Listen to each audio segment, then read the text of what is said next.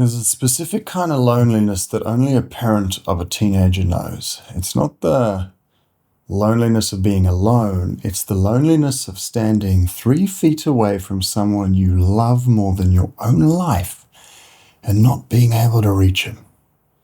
You remember when they were small, how they used to crawl into your lap and narrate their entire day? How bedtime was an endless stream of questions, observations, worries, and dreams. How you'd sometimes think, I just wish they'd be quiet for 5 minutes. And now you'd give anything to hear them talk like that again, but they don't. How was school? Boring. What'd you do today? Nothing. Is everything okay? Yeah. And yeah, you stand there holding a conversation with a wall, watching them disappear one word at a time. And the worst part, you don't know if you should be worried.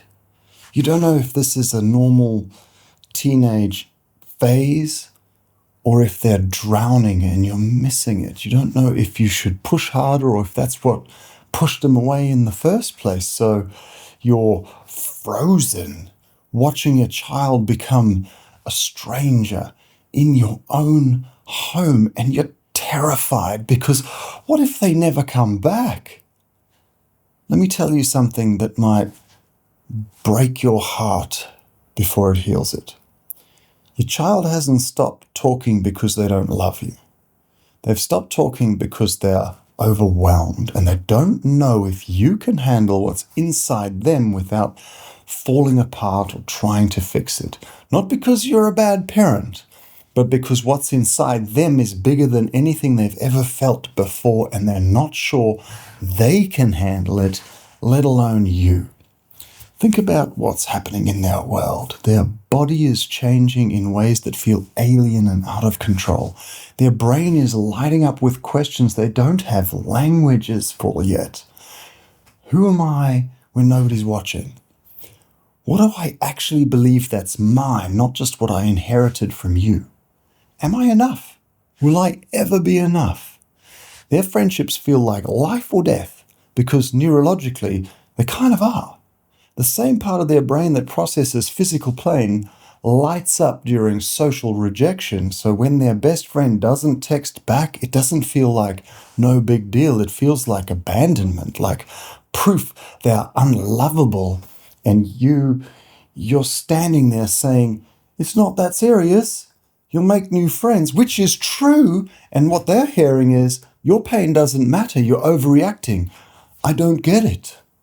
So they stop telling you, not to punish you, but to protect themselves. Because if you, the person who's supposed to understand them better than anyone, if you don't get it, then maybe no one will.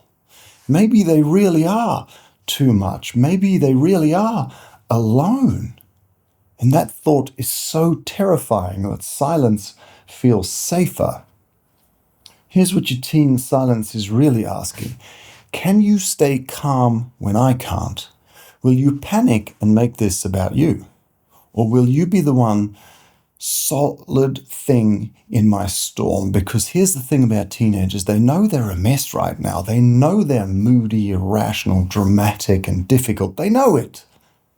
And they hate it.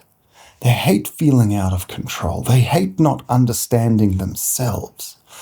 They hate the gap between who they are and who they wish they were. And what they need from you, what they desperately need, is proof that you won't crumble under the weight of their chaos. They need to see that you can hold your center when they've lost theirs, that you can be steady when they're spinning, that their mess doesn't break you. But here's where most parents get it wrong. They think being steady means being soft. They think holding space means having no boundaries. They think not reacting means accepting disrespect and defiance. No, that's not what I'm saying. You're not a therapist. You're not their emotional support animal or punching bag. You're their parent. And your job is to model what emotional strength actually looks like. feeling everything and staying in control anyway, being disappointed without collapsing into guilt or rage, setting boundaries without needing to explain yourself to death, demanding respect without begging for it. That's what they're watching for. Not a parent who's never upset, a parent who's upset and doesn't let it destroy them. Your teenager isn't listening to your words right now. They're studying your behavior. They're watching. Do you panic when they go quiet? Do you fill every silence with your anxiety? Do you make their emotional state your emergency? And do you try to crack them open like they're broken? Or can you sit in the unknown without losing your shit? Can you be calm when they're not? Can you hold the line without needing them to like you for it? Because that's what they need. Not answers. Not lectures. Not reassurance that everything will be okay. They need proof that you will be fine, even when they are not. They need to see that their silence doesn't scare you into becoming someone desperate. That you're solid enough, steady enough, grounded enough that they can fall apart and you won't fall apart with them. But you also won't let them treat you like shit while they figure it out. That's the balance. And it's the hardest thing you'll ever learn to do, because it means you don't fill the silence with questions, but you also don't accept being spoken to like you're the enemy. You don't overreact to their mood, but you also don't allow disrespect to become the baseline. You give them space, but you also maintain expectations. You stay calm, but you also stay firm. That's not gentle parenting. That's not authoritarian parenting. That's calm authority. And it's what builds adults, not entitled narcissists who think the world owes them kindness, and not broken people pleasers who can't set boundaries, but strong, capable, emotionally intelligent humans who know how to regulate themselves because they watched you do it. So here's what you do. You stop trying to crack them open. You stop filling the silence with your need to feel like a good parent. You stop making their emotional state your report card, and you become still, calm, present, but also clear. You sit next to them on the couch and you say nothing. You drive them to practice and you don't interrogate. You hold space for their chaos, but you don't accept disrespect while you do it. You say, I'm not going anywhere, but you're also not going to speak to me like that. I'm here when you're ready to talk, but I'm not going to beg you to open up. You're allowed to feel everything you're feeling. You're not allowed to make me your emotional punching bag. That's leadership. Not soft, not harsh, solid. And slowly, so slowly you almost don't notice, they start to soften.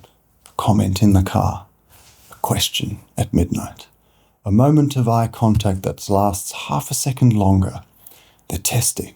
Are you still there? Can I trust you with this? Are you strong enough to hold me without breaking? And every time you stay calm, every time you hold your boundary without drama, every time you model strength instead of demanding it, you're answering, yes, yes, I'm still here. Yes, you're safe with me. Yes, I can handle the real you, and I'll teach you how to handle yourself too. And that's when they come home, not because you forced them, steamrolled them, or begged them, but because you built something worth returning to. Now, if you're sitting here thinking, I want to be that parent, but I don't know how. I'm triggered. I'm exhausted. I flip between too soft and too hard, and I hate it. I get it. This is the hardest work you'll ever do. Staying calm when your kid is falling apart, holding boundaries without losing your temper, modeling emotional regulation when you were never taught it yourself? That requires a level of strength most of us weren't given. Most of us were raised by parents who either controlled everything or avoided everything. So we learned to be one or the other, controller or avoider, authoritarian or permissive. And now we're doing the same thing to our kids, swinging between these two extremes, not because we're bad parents, but because no one taught us there's a middle ground. And here's the beautiful, terrifying truth. Your teenager is giving you the chance to learn it right now. They're not just asking you to be a better parent. They're forcing you to become a stronger human, to learn what you were never taught, to build what was never built in you, to become the kind of adult who needed you when you were their age, who you needed when you were their age, sorry. That's what They're Not Saying Teens is really about. Yes, it's a framework for understanding your teenager, but it's also a framework for understanding yourself, for learning to regulate your own nervous system so you can model it for theirs. It's learning to set boundaries without guilt or rage, learning to stay present without controlling, lead without needing to be liked, love them fiercely while demanding they step up. This program is for parents who are ready to do the real work, not on their teen, on themselves, because that's where transformation actually happens. Not in lectures. No, in leadership. This isn't theory or gentle parenting. This is clear, direct, battle-tested frameworks for leading your teen through to independence, because that's the goal, right? With strength, clarity, and zero bullshit. You'll get lifetime access to all modules, companion text for every lesson, and a community of parents doing the same work. Not because it's easy, because it matters. The link is below this video. Your kid will talk again. I promise you. But not to the parent who's panicking, and not to the parent who's given up all authority to keep the peace. They'll talk to the parent who's done the work, who's become steady without becoming weak, who's become strong without being cruel, who's learned to lead. If you're ready to become that parent, click the link. Let's do this together. I'll see you inside.